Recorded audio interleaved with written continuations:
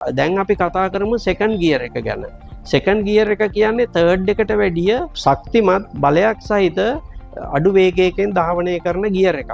එතකොට සෙකන්ඩ් එකේ අපිට ඩ්‍රයිව් කරන්න පුළුවන් බොහොම රළු පාරක, ලෙස්සන සුළු පාරක, ඕෆ් රෝඩ් එකක අපිට ඩ්‍රයිව් කරන්න පුළුවන්. හයිවේ වලට සුදුසු නෑ සෙකන්ඩ් ගියර් එක. සෙකන්ඩ් ගියර් එක අපිට වේගයෙන් යන්න පුළුවන් ගියර් එකක් නෙමෙයි. කන්දක ගමන් කරන විටත් පල්ලමක් බහින විටත් සෙකන්ඩ් ගියර් එක පාවිච්චි කරන්න පුළුවන් තම තමන්ගේ ඩ්‍රයිවිං එක්ස්පීරියන්ස් එක අනුව. එතකොට ඊගාවට අපි කතා කරමු ෆස්ට් ගියර් එක ගැන. ෆස්ට් ගියර් එක කියන්නේ ගියර් බොක්ස් එකේ තියෙන ශක්තිමත්ම තව ගියර් එකක්.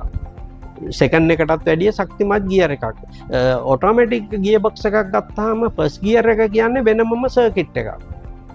අර ගියර් සම්බන්ධ නැහැ, එකක්වත් මේකට ක්ලච් පැක් සම්බන්ධ නැහැ.